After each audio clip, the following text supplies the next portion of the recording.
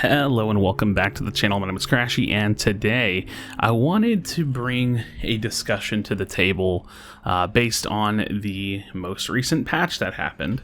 So a question I've been getting a lot lately, and I think that this is really important for us to talk about, is this like, hey Krashy, what should I be focusing first now? Should I still be going to DREDNAW? Should I be going to Rotom and focusing Rotom? And I feel like in general, in a lot of games, and maybe this is just people testing things out for themselves and finding things out for themselves, but I feel like in general, it feels like a lot more players are not rotating to DREDNAW. And I want to tell you that I think that my opinion is mostly unchanged, and that we should be focusing DREDNAW. And I'll explain why, but I also want to share some thoughts to the contrary, or just in general about Rotom and how it's performing and what I've been thinking about it lately.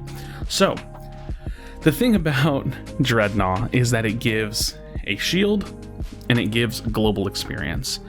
And I feel like Rotom and DREDNAW have very clear values that are different. They don't do the same thing. And that's why you need to think about what you should be going after, in my opinion. So, for example, a lot of this game in terms of strength comes from level. It comes from being strong. It comes from having an advantage over your enemies. And in that regard, I think that if you're in a position where you believe that you and your team can secure a DREDNAW, then that is the priority. And in the last patch, it feels like to me, it was always DREDNAW no matter what. And it mostly feels that way to me now, except for with the changes to Rotom being buffed and DREDNAW getting slight nerfs, it feels like there's a little bit more wiggle room for strategy and for coming up for reasons or having reasons as to why you may not want to focus them.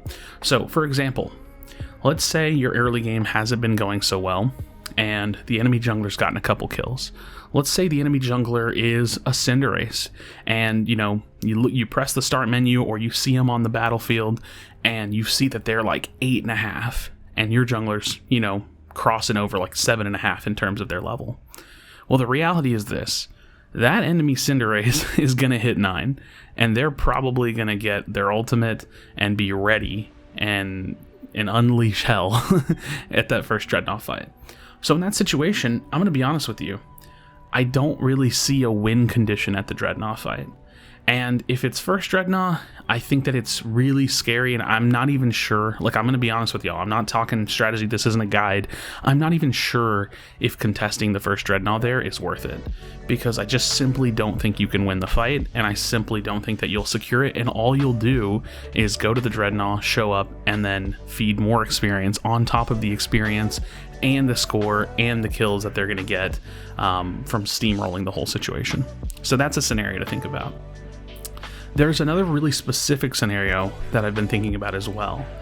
And before I jump to that, I want to kind of explain my thoughts and my perspective on what the value of DREDNAW and Rotom actually is. So again, DREDNAW will give you global experience and a shield for all of your teammates. But more often than not, unless you win the DREDNAW fight and you push down a tower, DREDNAW doesn't really equate to getting any score. It can equate to getting score, depending on how the fight goes, but it doesn't inherently relate to getting the score. Whereas, with the buffs to Rotom in my experience, or in my opinion lately, Rotom feels like you can almost always get score out of it, especially if it's first Rotom, maybe even second Rotom, depending on how the lane has gone. Now, Rotom, when you kill it, I think the person that kills it, if I remember correctly, is the one that gets like 20 energy, and then the Rotom is incredibly fast, it's pretty tanky, it does good damage, and will push down the lane. This usually, especially if it's first Rotom, will relate to score, because you will either force them to fight and you can probably win that fight and get some score in, or the Rotom will actually, kind of capture itself and disable the goal, and it lasts for a much longer time now, like 25 seconds, I think, and then you can score, or you can put pressure on the map with Rotom and find a way to score on the map. So I feel like the tangible value that is coming from DREDNAW and Rotom is that DREDNAW gives you experience and a shield to then maybe make a play or do something with, find yourselves a strength advantage over the whole course of the game, whereas Rotom feels like it's much more directly correlated to earning score. So while I do think that the blanket outline for the game, the blanket outline, how you should understand that you want to play the game, is to go for DREDNAWs, because that is where your strength can come from. That's how you can stay ahead. There could be, and I'm not saying there is, I'm still like really in my own mind, I'm theory crafting this and coming up with strategies for myself. There could be situations where bypassing a DREDNAW for Rotom could be better, and I'm not sure yet. I think that very specific scenario that I talked about that I have yet to bring up is what I'm thinking of, and I want to present that to y'all and ask you questions and hear your thoughts in the comments down below. So think about it this way. 2 DREDNAWs, 2 Rotoms have passed. You're encroaching, let's say, the last like 3 minutes of the game or so, and you have a spawn timer, or maybe even not a spawn timer, maybe they're already there. You have a Rotom and you have a DREDNAW up. Well, at the very end of the game, the final third of the game or so, maybe even less, what would you personally say is more valuable? You could get yourself more experience, maybe push you and your team to like levels 15, maybe, you know, get that shield, be ready for the end fight, the end game, or you could have a Rotom. Lately, I'm not gonna lie, I've been kind of feeling like the third Rotom might be more advantageous than the third DREDNAW. You know, if the timing, depending on the timing, again, it's all variable. Depending on the timing, the third Rotom can be anywhere incredibly close to, and that's assuming it's even the third one, could be the last DREDNAW, I should say, the last Rotoms, could be incredibly close to the end of the game. And if you have a Rotom that is killed at, say, 225 or 220, 215, 230, anywhere in that range, that's going to create a lot of map pressure and presence in the top lane on a very quick objective like Rotom, very, very quick and tanky, that pulls attention or gets ignored by the enemy team.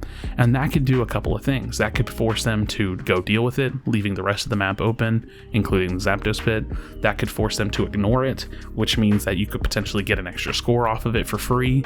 There's a lot to be said about the potential of what Rotom can give now, and while this discussion is more so exploring and theory crafting the idea behind playing for Rotom, I don't think I quite understand it yet. I don't think that I'm comfortable presenting a strategy to you or telling you this is how I think the game should be played. Now, I will say that I think that it's a safe assumption to play the game on the general outline that we understand. You know, 7 minutes, DREDNAW. That's that general outline. And for a lot of solo queue and just like ranked ladder play anyways, like a lot of this isn't really going to change. You're probably just going to be wanting to go with the flow of the team and probably showing up to DREDNAWs. But I'm more so thinking bigger picture, like how do you truly play the game, and when is it best to ignore a DREDNAW? I've even had some thoughts about something like, well, if we have an experience lead, but maybe we want to push our point lead, do we ignore this? Like, say my team got the first DREDNAW, we have an experience lead. We probably have a point lead because we have an experience lead, and maybe we even got first Rotom out of it. Who knows? Maybe they got it, maybe we got it, whatever. Well, second DREDNAW comes up. Do we keep the experience lead going and show up to DREDNAW and try to get that more experience on top of what we already have? Or do we maybe focus Rotom and try to push our point lead higher going into, you know, that final phase of the game? So it's really interesting. I think that there's a lot to potentially be explored, but in general, my thoughts have mostly stayed the same. Yes, friends, I think that you should be focusing DREDNAW. I hope that I made that decently clear while kind of theory crafting and exploring this thought with all of you. So friends, as always, be sure to be kind to one another, tell someone that you love them, and I'll see you on the next video.